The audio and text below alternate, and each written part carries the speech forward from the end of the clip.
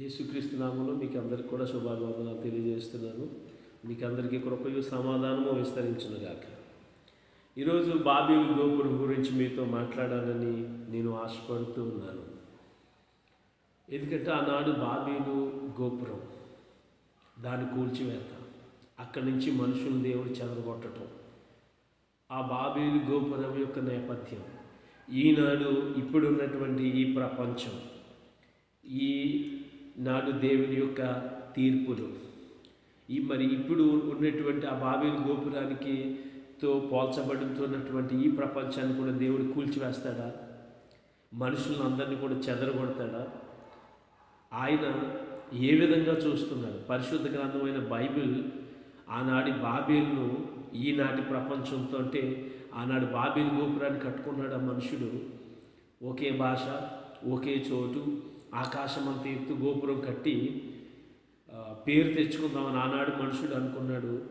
ఈనాడు కూడా ఒకే భాష భూమి అంతటా వ్యాప్తి చెంది మానవుడు అభివృద్ధి చెంది వ్యాపారం అనేటువంటి గోపురాన్ని, ఆర్థిక గోపురాన్ని కట్టుకొని పేరు తెచ్చుకుందామని ఈనాడు మనుషుడు కూడా అనుకుంటున్నాడా? ఈ సంబంధాలు ఏంటి, బైబిల్ ఏం చెప్తుంది అనేటువంటి దాని మీద మనం క్లుప్తంగా కొంచెం సమయం ధ్యానం చేద్దాం. ఆదికాండం 11వ అధ్యాయంలో చూస్తే 1వ వచనంలో భూమి అందంతటా ఒక భాష, ఒక పలుకును ఉండేది. సో నోవహు జలప్రలయం అయ్యిందండి. అయిన వెంటనే ఆ నోవహు యొక్క ముగ్గురు కుమారుల్లో నుంచి మరలా ఈ మనుషులు పునరుత్పత్తి చెందారు. జనాభా పెరిగింది, భూమి అంతటా వ్యాపించారు. అయితే వాళ్ళందరూ కూడా ఒకే భాష మాట్లాడుతూ ఉన్నారు. ఒకే భాష మాట్లాడటం అనేటువంటిది నిజంగా అభివృద్ధికి ఒక వరం లాంటిదండి. ఇది భాషలు వేరుగా ఉన్నప్పుడు, ఒకరి భాష ఒకరికి తెలవనప్పుడు అభివృద్ధికి అది ఆటంకం కలిగిస్తూ ఉంటుంది. అయితే ఒకే భాష ఉన్నప్పుడు ఇంక దానికి అడ్డే ఉంది. సో ఈ మనుషులందరూ కూడా ఒకే భాష, ఒకే పలుకు కలిగి ఉన్నట్టుగా చూస్తున్నాం. అయితే ఇది ఎక్కడో దేవుని ఉద్దేశానికి విరోధంగా ఉందని అనిపిస్తుంది. ఎందుకంటే ఒకే భాష, ఒకే మాట కలిగి ఉండి ఈ మనుషుడు అభివృద్ధి చెందుతూ ఉన్నప్పుడు తన అభివృద్ధిని ఈ మనుషుడు చూసుకుంటున్నాడు. ఒకే చోట ఉందామని. ఎందుకంటే చూడండి, రోగం అనేది వ్యాప్తి చెందుతుంది కానీ ఆరోగ్యం అనేది వ్యాప్తి చెందుతుందా? చెందదు.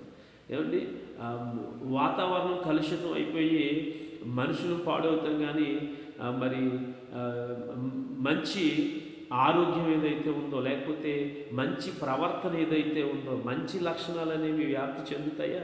చెందవు.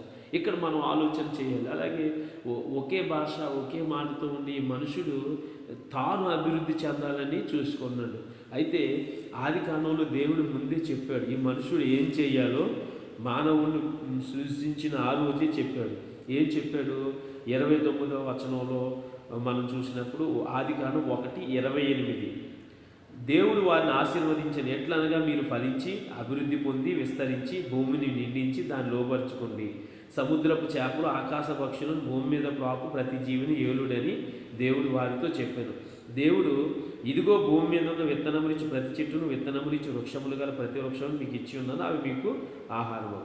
దేవుడు ముందే చెప్పాడు వారిని ఆశీర్వదించి మీరు ఫలించి అభివృద్ధి చెంది విస్తరించి భూమిని నిండించండి. ఒక చోట ఉండిపోవద్దు, భూమిని నిండించండి. భూమి నలుదిక్కులో కూడా మీరు వ్యాపించండి,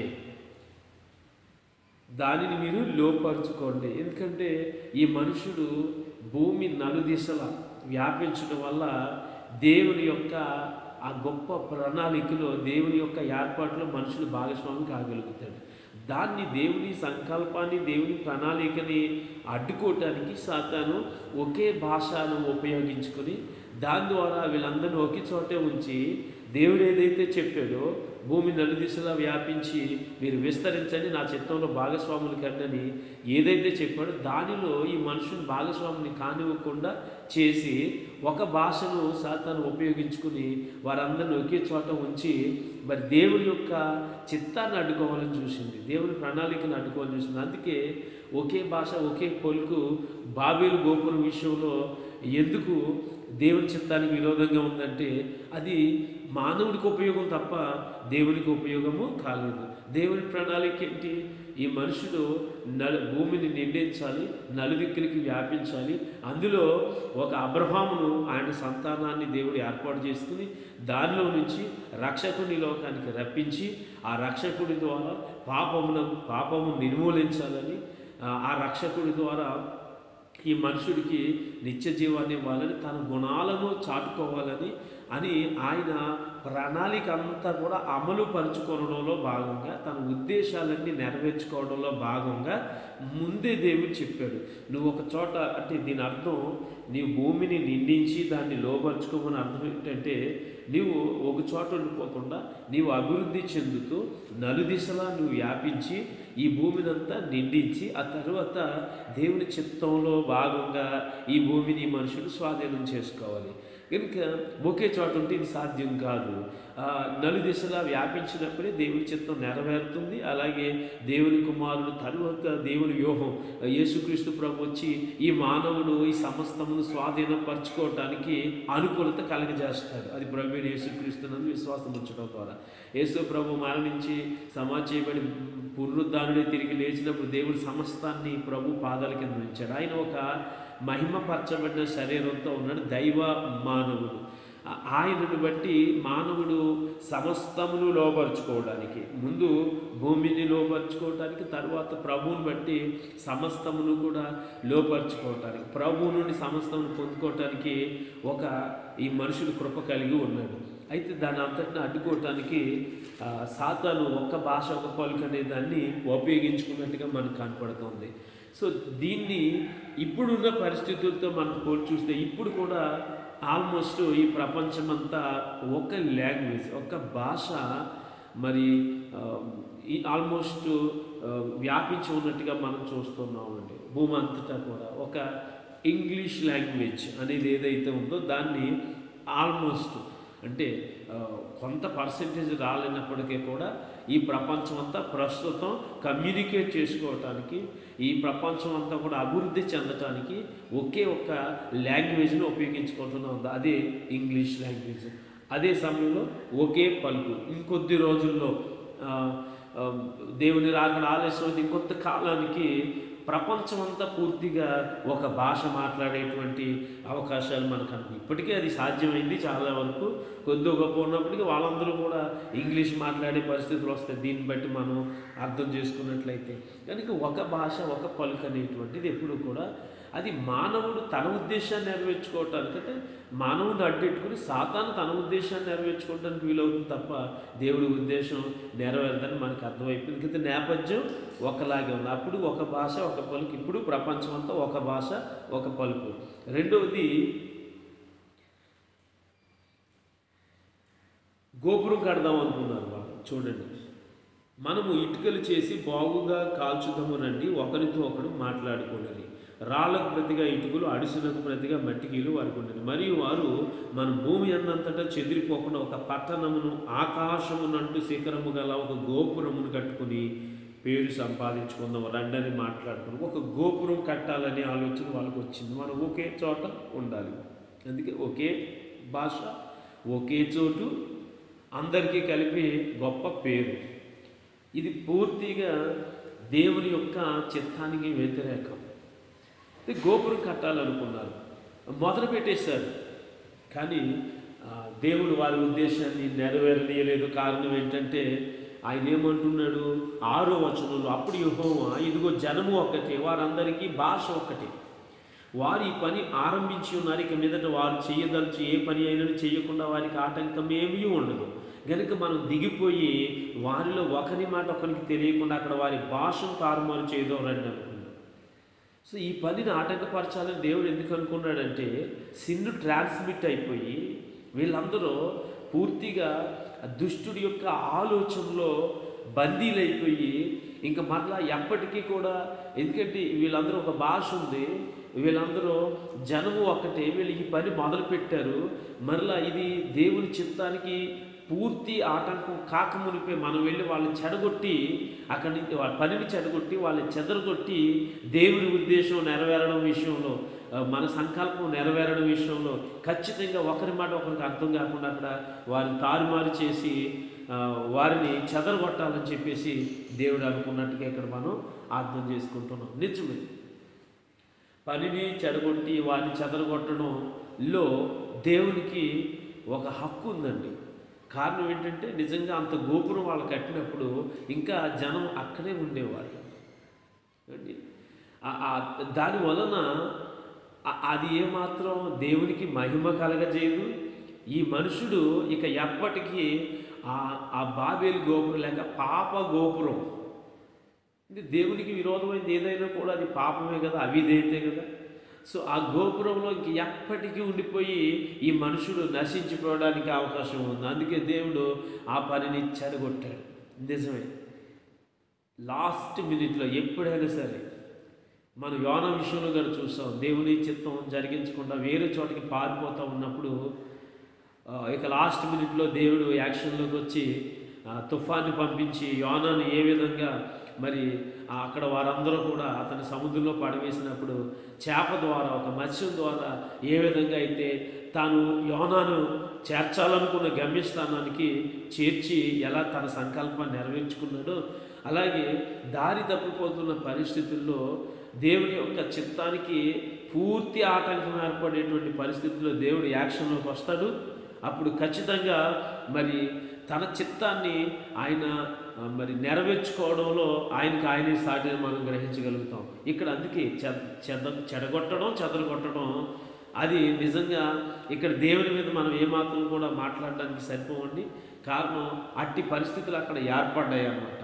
ఇంకా వాళ్ళు దేవుని చిత్తానికి విరోధంగా వెళ్తే దేవుడు ఏ విధంగా వారిని అనుమతిస్తాడు.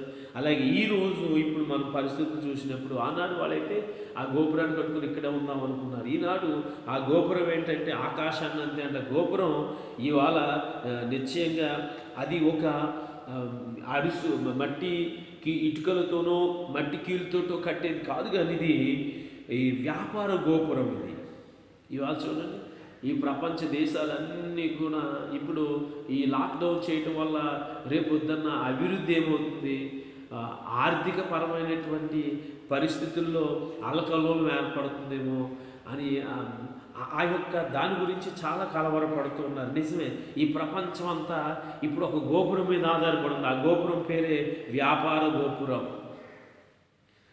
తర్వాత ఆర్థిక గోపురం, డబ్బు అనేటువంటి ఒక గోపురం, దాని మీద ఆధారపడి ఉన్నారు. దీన్ని ఇప్పుడు ఈ మనుషులు ఏ దేశానికి ఆ దేశం ఎవరికి వాళ్ళు ఆకాశం అంటున్నంతగా ఆ గోపురాన్ని కట్టుకోవడానికి ప్రయత్నిస్తూ ఉన్నారు. అయితే మరి ఆనాడు బాబేలు గోపురాన్ని దేవుడు ఎలా అడ్డుకొని ఈ మనుషులు మరి భూమి నలుదిశలా చెదిరి వెళ్ళి దేవుని చిత్తంలో భాగస్వాములు అవ్వడానికి దేవుడు ఏ విధంగా అయితే ఆనాడు పూనుకొని ఉన్నాడు, ఆ పని జరిగించాడు. ఈనాడు కూడా ఖచ్చితంగా ఆకాశం అంత మట్టుకు మరి ఈ గోపురాన్ని, వ్యాపారం అనే గోపురాన్ని, అభివృద్ధి అనే గోపురాన్ని, ఆర్థిక గోపురాన్ని కట్టుకుంటున్నటువంటి మనుషుల్ని కూడా దేవుడు ఆపి చెదరగొట్టి మరి తన చిత్తాన్ని నెరవేర్చుకుంటాడని మనకి ఈ వాక్యం ద్వారా అర్థమవుతుంది. కనుక మనం చాలా జాగ్రత్తగా ఉండాలి. ఇక్కడ దేవుని చిత్తానికి విరోధంగా నిజమే వ్యాపారం చేసుకోవచ్చు, తప్పు కాదు. ఆర్థికంగా లాభపడవచ్చు, తప్పు కాదు. కానీ అది దేవుని చిత్తానికి విరోధంగా మనం చేయకూడదండి. ఇవాళ ఈ ప్రపంచం అంతా కూడా దేవుణ్ణి కొలవడంలో కంటే కూడా, దేవుణ్ణి వెంబడించడంలో కంటే కూడా, దేవునికి లోబడి ఉండడంలో కంటే కూడా, దేవుని చిత్తాన్ని జరిగించడంలో కంటే కూడా వ్యాపారం అనే గోపురాన్ని కట్టుకోవడంలోనే బిజీ అయిపోయింది. ఆర్థికంగా బలపడాలి, మేము పై చేయిగా ఉండాలని ఆలోచనలతోటి నిండిపోయింది తప్ప ఏమాత్రం కూడా మరి దేవుని ఘనపరచాలనేటువంటి ఆలోచన, దేవుని మహిమపరచాలనే ఆలోచన ఈ నేటి ప్రపంచానికి కూడా లేనట్టుగా మనకు కనపడుతూ ఉంది. అందుచేత యెహెజ్కేలు గ్రంథంలో 28వ అధ్యాయం 15 నుంచి 19 వరకు మనం చూసినట్లయితే యెహెజ్కేలు 28, 15 నుంచి 19.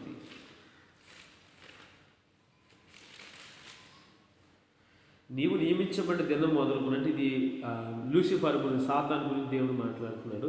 నీవు నియమించబడిన దినం మొదలుకుని పాపం నీ ఎందుకు కనబడే వరకు ప్రవర్తన విషయంలో నువ్వు యథార్థవంతుడిగా ఉన్నావు. అంటే పాపము కనిపించే వరకు ప్రవర్తన విషయంలో యథార్థవంతుడిగా ఉన్నావు. అయితే నీకు కలిగిన విస్తారమైన వర్తకము చేత లోపల నువ్వు అన్యాయం పెంచుకుని పాపం చేతూ వచ్చింది.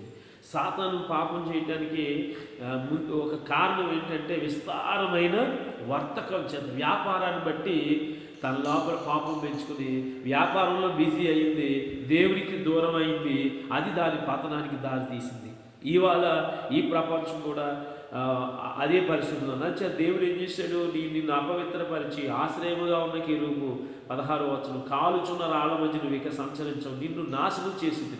నీ సౌందర్యం చూసుకుని నీవు గర్వించిన వాడవై, నీ తేజస్సు చూసుకుని నీ జ్ఞానం చేరుకుంటువి. కావున నేను నిన్ను నేలను పడవేసేదను, రాజును చూచుతుండగా నిన్ను హేళనకి అప్పగించేదను. నీవు అన్యాయంగా వర్తకం జరిగించి, ఈ వర్తకం కూడా వ్యాపారం కూడా ఎలా అంటే అన్యాయంగా ఈ యొక్క వ్యాపారం జరిగించి కలుగజేసుకుని విస్తార దోషముల చేత నీవు నీ పరిశుద్ధ స్థలమును చేరుకుంటూ. ఇవాళ అమెరికా ఏం చేసిందంటే ఈ వ్యాపారాల వల్ల ఏమండి క్రైస్తవ రాజ్యాలు అనబడినవన్నీ కూడా ఈ వర్తకం చేతే వారి పరిశుద్ధ స్థలములను అపవిత్రపరుచుకున్నారు, చెరిపివేసుకుని ఉన్నారు. ఏమండి దేవుని మహిమపరచటం మాని దేవుని కంటే ఎక్కువగా అభివృద్ధి మీద, వ్యాపారం మీద, ఆర్థికమైనటువంటి పైచేయిగా ఉండడం మీద వారు దృష్టి సారించినట్టుగా చూస్తున్నాం. ఆనాడు ఆ గోపురాన్ని ఆయన కట్టనివ్వలేదు. ఈనాడు కూడా ఈ గోపురాన్ని ఈ మనుషుడు ఇంకా కట్టడానికి దేవుడు అనుమతిస్తాడని అయితే నేను అనుకోవట్లేదు. వాక్యాన్ని బట్టి చూస్తే దేవుడు ఏం చేశాడు, అక్కడి నుంచి సాతాన్ని పడగొట్టాడు, నేలను పడదోస్తాడు. దేవుడు దాన్ని నాశనానికి కారణంగా చేశాడు. మరి ఈ ప్రపంచం కూడా దాన్ని బట్టి మనం చూస్తున్నట్టయితే మరి దేవుడు పంపించే నాశనానికి మరి దగ్గరగా ఉన్నట్టుగా కనపడుతూ ఉంది. సాతాను ఆ యొక్క వ్యాపారం వల్ల చెడిపోయాడు అనమాట. కనుక ఈనాటి ప్రపంచం కూడా వ్యాపారం అని గోపురం కట్టుకుని దానివల్లే చెడిపోతుందండి. ఇది అన్యాయంగా చేసి, ఆనాడు అన్యాయం కాదండి, దేవుడు పుట్టించి దేవుడు మనకి ఈ జీవాన్ని ఇచ్చి 3 కోట్ల జన్యువులు తండ్రిలోంచి తల్లి గర్భంలోకి వెళ్తూ ఉంటే అందులో 2,99,9,999 జన్యువులు చనిపోయి ఒక్కటే తల్లి గర్భంలోకి వెళ్ళి పిండంగా రూపుదిద్దుకుని బయటకు వస్తూ ఉంటే ఆయన చేతులు మనకు రూపం ఇచ్చి కష్టపడి 9 మాసాలు అయిన తర్వాత 40 రోజులు అయిన తర్వాత తల్లికి పురిటినొప్పులు పుట్టించి మనల్ని బయటికి రప్పించి బ్రతుకుమని సెలవిచ్చి మనల్ని బ్రతికించి కష్టపడి మనల్ని పెంచి పెద్ద చేసి ఆకాశం ఆలకించి భూమి చెవియొగ్గుము, నేను ఇదిగో నా ప్రజలను పెంచి పెద్ద చేసి ఉన్నాను, అయితే ఇవాళ వారు నా మీద తిరుగుబడి ఉన్నారు. కనుక పుట్టించి పెంచి పెద్ద చేసి ఏమంటే ఆయన మనకి సకలము అనుగ్రహిస్తే ఇవాళ మనం ఏం చేస్తున్నామండి, మన సులాభం కోసము, మన సొంత అభివృద్ధి కోసం వ్యాపారాలు చేసుకుంటూ ఆర్థికంగా లాభపడాలనేటువంటి ఉద్దేశంతో దేవుని చిత్తానికి వ్యతిరేకంగా, అంటే దేవుని సంకల్పంలో భాగస్వాములు అవ్వకుండా, ఆయన రాజ్య ప్రాకారాలను మనం కట్టకుండా, దేవుని ఉద్దేశాలు నెరవేర్చకుండా ఈ మనుషుడు తన సులాభాపేక్షతో ముందుకు పోతూ ఉంటే, ధనాపేక్షతో ముందుకు పోయి ధనమనే గోపురాన్ని కట్టుకుంటూ ఉంటే దేవుడు చూస్తూ ఊరుకుంటాడండి. ఆనాడు ఊరుకోలేదు, ఈనాడు కూడా ఊరుకోడు. మనందరం దేవుని యొక్క చిత్తంలో భాగస్వాములమై దేవుని ఉద్దేశాలు నెరవేరుస్తూ ఆయన కృపలో ఆయన అనుగ్రహించినంత మనం అనుభవించాలి తప్ప ఆయన చిత్తానికి విరోధంగా మనం ఏ గోపురాన్ని కట్టినా, స్తుతులనే గోపురాన్ని కట్టాలి. మనం దేవుని చిత్త ప్రకారం నడుస్తూ పరిశుద్ధతనే గోపురాన్ని కట్టాలి. ఏమంటే నీతి క్రియలనే గోపురాన్ని కట్టాలి తప్ప ఈ వ్యాపారము లేక అభివృద్ధి అనేటువంటి గోపురాలు ఈ మనుషులు కట్టినంత మాత్రాన అవి సాతానికి ఉపయోగం అవుతాయి తప్ప ఈ మనుషుల్ని దేవునికి దూరం చేయటానికి దేవుడికి ఏమాత్రం ఉపయోగకరం కావు. అంచేత God is in action and nobody dare to say anything to him. అంచేత మనం ఇన్ని ప్రార్థన చేసినా కూడా ఎందుకు ఇంకా ఇది కట్టడి కాలేకపోతుందంటే దేవుడు ఆయన మాట సెలవిచ్చే వరకు అది ఆగదండి. అది వచ్చి దాని పని అది పూర్తి చేసుకుని వెళ్తుంది. చిన్నాభిను బాబేలు గోపురాన్ని ఎలా చెదరగొట్టేసిందో అలాగే ఇవాళ ఈ వ్యవస్థను కూడా చెదరగొట్టి వెళ్ళే వరకు అది శాంతించదని నేను అనుకుంటున్నాను. మూడవది చివరిగా గొప్ప పేరు సంపాదించుకుందాం. ఏం సంపాదించుకుందామండి? గొప్ప పేరు. ఒక భాష, ఒక చోటు, పెద్ద గోపురం. దీని ద్వారా ఏం కావాలంటే వాళ్ళకి మనుషుడికి కావాల్సిన గొప్ప పేరు. సాతాను కూడా ఇది అనుకోలేదండి. యెషయా గ్రంథం 14వ అధ్యాయంలో మనం చూస్తే ఇది దుష్టుడి యొక్క దురుద్దేశం కాదు. ఇవాళ ప్రపంచం కూడా అటే పరుగులు తీస్తుంది, గొప్ప పేరు కోసం పరుగులు తీస్తుంది. ప్రతి వ్యక్తి గొప్ప పేరు కోసం పరుగులు తీస్తున్నాడు. నువ్వు నేను గొప్ప పేరు కోసం పరుగులు తీస్తున్నాం. విచారకరమైన సంగతి ఏంటంటే దేవుని సేవకులమైన మేము సైతము, దేవుని బిడ్డలు సైతం కూడా ఇవాళ పబ్లిసిటీ కోసం పరుగులు పెడుతూ ఉన్నారు. వారు పేరు ప్రఖ్యాతుల కోసం ఫలానా ఆయన నా గురించి చెప్పుకోవాలనేటువంటి ఒక స్వఉద్దేశము, నేను నా యొక్క అనే పదాలతో వారు పరిగెడుతూ ఉంటే నిజంగా ఆశ్చర్యం వేస్తుంది. ఇంకా దేవుడు చూస్తూ ఊరుకుంటాడని ఎలా అనుకోగలం? ఏమండి, యెషయా గ్రంథం 14:12 చూస్తే, తేజో నక్షత్రమా వేకో చుక్క నువ్వు ఎట్లు ఆకాశం నుంచి పడితివి. ఎందుకు పడిపోయిందండి? ఎలా పడిపోయింది ఆకాశం నుంచి? దేనివల్ల? కారణం ఏంటి? జనములను పడగొట్టిన నీవు నేల మట్టం వరకు ఎట్లు నరకబడితివి. ఎవరిని పడగొట్టింది? జనాలను పడగొట్టింది. ఆనాడు వాళ్ళు పడగొట్టింది ఒక భాష ఎంతో ప్రమాదకరం అయిపోయింది. రెండవది, ఒక చోటుండి ఆకాశం అంత ఎత్తు గోపురం కట్టాలనే ఆలోచన ఇచ్చింది, అది ప్రమాదకరమైపోయింది. ఒక చోటే ఉండి గోపురాన్ని కట్టుకోవడం ద్వారా వాళ్ళని దేవుని చిత్తంలో భాగస్వాములు కాకుండా చేద్దామని ఒక కుట్రపూరితంగా చేసింది. జనములను ఆనాడు వాళ్ళు పడగొట్టింది. చివరికి గొప్ప పేరు, దేవుడికి మనం పేరు తీసుకురావాలి తప్ప మనల్ని మనం కాదు. అందుకే మత్తయి 22:12 అంటాడు, తన్ను తాను తగ్గించుకున్నవాడు హెచ్చించబడు. కానీ ఆనాడు వాళ్ళు తమను తాము హెచ్చించుకోవాలని చూశారు, అందుకే తగ్గించబడ్డారు, చెదరగొట్టబడ్డారు, ఆ పని చెడగొట్టబడింది. ఇవాళ ప్రపంచం కూడా అలా లేదండి. ఈనాడు జనాలను కూడా సాతాను పడగొడుతూ ఉన్నాడు. ఈనాడు కూడా ఒక భాష డెవలప్ అయిపోయింది ప్రపంచం అంతా. ఇవాళ కూడా ఒక పెద్ద గోపురాన్ని చాలా వరకు కట్టేశాడు ఈ మనుషుడు. ఇవాళ కూడా ఎవరికి వాళ్ళు నాకు పేరు అని ఎగబడుతున్నారు, పగబడుతున్నారు. ఇలాంటి పరిస్థితుల్లో మరి సాతాను పడగొట్టలేదే మనుషుల్ని? సాతాను పడగొడితే దేవుడు చూస్తూ కూర్చుంటాడండి? లేదు. మళ్ళా సాతాను ఏ విషయంలో అయితే ఈ మనుషులు పురికొల్పి దేవుని చిత్తానికి విరోధంగా ఆ గొప్ప పేరు సంపాదించుకోవాలని ఈ మనుషుడికి ఆశ పుట్టించిందో, ఆ ఆశను అడియాస చేసి ఈ మనుషులు చేసే పని దేవుడు ఆటంకపరిచి తన చిత్తాన్ని నెరవేర్చుకోవటానికి ఆయన యాక్షన్లోకి వచ్చాడు. ఏమనుకుందంటే 13వ 14వ యెషయా గ్రంథం, నేను ఆకాశానికి ఎక్కడికి ఎక్కిపోద్దండి? ఆకాశానికి ఎక్కిపోదాం. ఓ మనుషుడా, నువ్వు తెలుసుకో, మనకు ఒక హద్దు ఉంది. ఆ హద్దు దాటి మనం వెళ్ళలేం. సముద్రానికి ఒక హద్దు ఉంది, ఈ భూమికి ఒక హద్దు ఉంది, ఆకాశానికి ఒక హద్దు ఉంది, వాయుమండలానికి ఒక హద్దు ఉంది, నీకు హద్దు ఉంది, నాకు హద్దు ఉంది. ఆ హద్దులు మనం దాటాలని చూస్తే పరిస్థితులు చాలా తీవ్రంగా ఉంటాయనేది ఇవాళ ఈ మానవుడికి ఒక హెచ్చరిక. ఎందుకంటే దేనికోసం? పేరు కోసం అండి.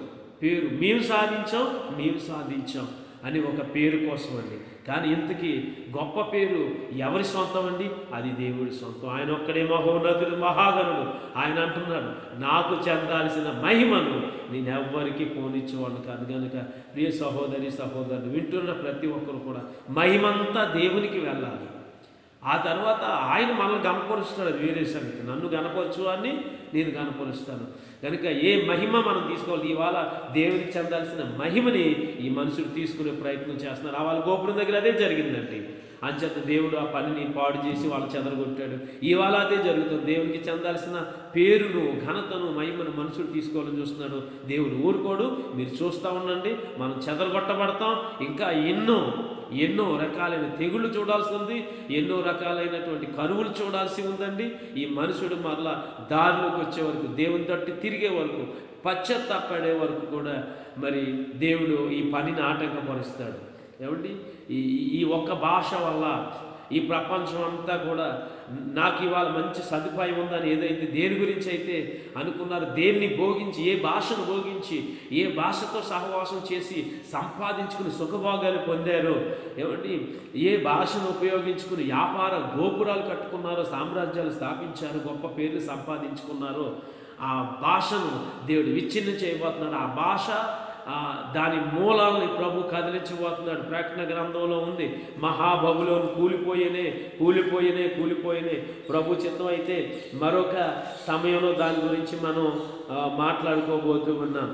మహాబబులోను కూలిపోయినే 18వ అధ్యాయం ప్రకటన గ్రంథం 2వ వచనం, అతను గొప్ప స్వరముతో ఆర్భటించిట్లని మహాబబులోను కూలిపోయినే అని 18 అధ్యాయం మొత్తం చదవండి, దానిలో కనపడుతుంది. అంటే దీనిలో చాలా అర్థాలు ఉన్నాయి. ఒక విధంగా కూడా ఈ వ్యాపార గోపురాన్ని ఎవరైతే ఇవాళ ప్రపంచంలో పెద్ద దిక్కుగా ఉండి పై చేయిగా ఉండి కట్టారో ఆ మహాబాబులోను ఏ విధంగా నువ్వు తీసుకోవచ్చు. ఎవరో బలోపేతంగా ఉన్నారు ఆర్థికంగా, ఇప్పుడు ఫస్ట్ నెంబర్ 1 ప్లేస్లో దాన్ని మనం మహాబాబులోనిగా భావించవచ్చు. కనుక ఆ మహాబాబులోని కూలిపోయే పరిస్థితులు వస్తున్నాయి. కనుక దేవుడు ఈ మనుషుడి పనిని ఆటంకపరచబోతున్నాడు. కాబట్టి ఇకనైనా సరే ఈ మనుషులు దేవుని ఉద్దేశాన్ని తెలుసుకొని దేవుని యొక్క భయముతో మరలా తిరిగి దేవుని తట్టు తిరిగినా మంచిది. ఎన్ని మార్లు గద్దించినా లోబడిన వాడు హఠాత్తుగా నాశనమగు. ఎక్కడికి ఎక్కిపోతానందండి? ఆకాశానికి ఎక్కిపోయేదను. దేవుని నక్షత్రములకు పైగా నా సింహాసనం హెచ్చించును. ఉత్తర దిక్కునున్న సభాపర్వతం మీద కూర్చుందును. మేఘమండలం మీదకి ఎక్కుదును. మహోన్నతులతో నన్ను సమానముగా చేసుకొందును అని నువ్వు మనసులో అనుకుంటువి కదా. ఎవరికైనా నన్ను కూడా కలుపుకొని నాకు పేరు రావాలి, నాకు పలుకుబడి రావాలి, నన్ను 10 మంది మీరింతండి మీరంతండి అని అనాలి అని ఏమైనా నేను నా యొక్క అనేటువంటి భావం నా మనసులో ఉన్నా, నీ మనసులో ఉన్నా, ఎవరి మనసులో ఉన్నా కూడా ప్రియులారా, ఇక్కడ మనం చూస్తే అది దేవుని యొక్క మహిమకు కళంకం అండి. దేవునికి చెందాల్సిన మహిమను మనం తీసుకోవటానికి మనం బలత్కరిస్తున్నామని అర్థం. అలాంటి బలత్కారాన్ని దేవుడు ఏ మాత్రం కూడా వార్చడు. ఆయన రోషం కలిగిన దేవుడు. కనుక మనం మారాలి, సమాజం మారాలి, ఈ ప్రపంచం మారాలి. కనుక ఒక భాష వల్ల కలిగే ప్రయోజనాల కంటే కూడా దేవుణ్ణి బట్టి కలిగే ప్రయోజనాలని మనం ఆశించాలి. ఏమంటే వ్యాపారం వల్ల ఆర్థికంగా కలిగే లాభాల కంటే కూడా దేవుని ఉద్దేశాన్ని మనం చూడాలి. దేవుని చిత్తం అనే గోపురాన్ని మనం నిర్మించాలి. ఏమండి బండ మీద ఇల్లు కట్టుకున్నట్టుగా ఉన్నత స్థలముల మీద దేవుడు మనల్ని ఎక్కిస్తాడు. మనం ఎక్కని అవసరం లేదు. ఎంత ఎత్తును మనం కట్టుకొని అక్కడి నుంచి పడదలు వస్తానంటున్నాడు దేవుడు. కనుక వ్యాపారం చేసి బాగా సంపాదించుకుని మంచి పేరు తెచ్చుకోవడం అనుకోవటం నిజంగా ఈరోజు మన వాక్యం ద్వారా మనం వింటున్నట్టు మనం హేళనకి గురవటం తప్ప, హాస్యాస్పదంగా మిగిలిపోవటం తప్ప మనకి ఏ మాత్రం కూడా అవి ఉపయోగకరము కావు. కనుక దేవుని చిత్తంలో భాగస్వాములు అవ్వాలి. ఏమండి మరి దేవునిలో మనం అభివృద్ధి చెందాలి, ఆత్మలో మనం వరదిల్లాలి, దేవునికి పేరు తీసుకురావాలి. ఆయన బిడ్డలుగా ఆయన పనిని మనం జరిగించాలి. ఇలాంటి తలంపులు మనం కలిగి ఉన్నప్పుడు నిశ్చయంగా దేవుడు మనల్ని కాపాడుతాడు, తప్పిస్తాడు. ఆ సమయంలో ఆయన మనల్ని ఉగ్రత కొరకు కాదు, ఆయన మన రక్షణ కొరకే నియమించాడు. కాబట్టి ఆనాడు బాబేలు పరిస్థితి, గోపురం పరిస్థితి, ఈనాడు ఈ వ్యాపార గోపురం పరిస్థితి ఒకేలా ఉంది. ఆనాడు ఒకే భాష, ఈనాడు ఒకే భాష. ఆనాడు ఇటుకలతోనూ మట్టి కీలుతో గోపురాన్ని కట్టారు, ఈనాడు అభివృద్ధితోనూ ధనంతోనూ గోపురాన్ని కడుతున్నారు. ఆనాడు మనిషికి పేరు కావాలనుకున్నాడు, ఈనాడు మనుషుడి పేరు కావాలనుకుంటున్నాడు. కనుక చాలా దగ్గర సంబంధాలు కనిపించినాయి నాకైతే. నేను ఈ ప్రపంచాన్ని పరీక్షగా చూసినప్పుడు, అబ్జర్వ్ చేస్తున్నప్పుడు, కనుక ఆ పనిని దేవుడు చెదరగొట్టాడు. ఇప్పుడు కూడా అదే జరుగుతుందా చూద్దాం. మనమైతే ఏం చేయాలి? క్రైస్తవుడా మరువవద్దు ఆయన రాకాడా, క్రైస్తవుడా మరువవద్దు ఆయన రాకాడా, కనిపెట్టి ప్రార్థన చేయి సిద్ధముగా ఉండి, కనిపెట్టి ప్రార్థన చేయి సిద్ధముగా ఉండి, రెప్పపాటున మారాలి, రెప్పపాటున మారాలి, యేసయ్య చెంతకు చేరాలి, యేసయ్య చెంతకు చేరాలి. యేసు రాజుగా వచ్చుచున్నాడు, భూలోకమంతా తెలుసుకుంటారు.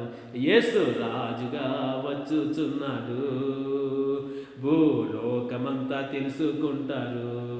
రవికోటి తేజుడు రమ్యమైన దేవుడు, రవికోటి తేజుడు రమ్యమైన దేవుడు, రారాజుగా వచ్చుచున్నాడు, రారాజుగా వచ్చుచున్నాడు. యేసు రాజుగా వచ్చుచున్నాడు, భూలోకమంతా తెలుసుకుంటారు. ఆ సమయం వచ్చేస్తుంది. ఇదిగో నేను త్వరగా వచ్చుచున్నాను అంటున్నాడు. కనుక ఈ మనుషుడు ఎన్ని ప్రయత్నాలు చేసినా కూడా ఆ ప్రయత్నాలు ఏమీ సఫలం కావు. చివరికి నెరవేరేది దేవుని చిత్తమే. ఆ చిత్తంలో నువ్వు భాగస్వామి కావాలని దేవుడు ఆశపడుతున్నాడు. నిశ్చయంగా నీవు ఆశీర్వాదం పొంది సదాకాలం ప్రభువుతో ఉంటావు. దేవుడి మాటలు దీవించి ఆశీర్వదించి మనల్ని ఈ మాటల ద్వారా పురుకొల్పి ఈ విన్న మాటలను బట్టి ఈ ప్రపంచం విషయంలో మనం జాగ్రత్త పడి వారితో చేరక ప్రభు వాడుకుంటకు అర్హమైన పాత్రగా ఉందాం.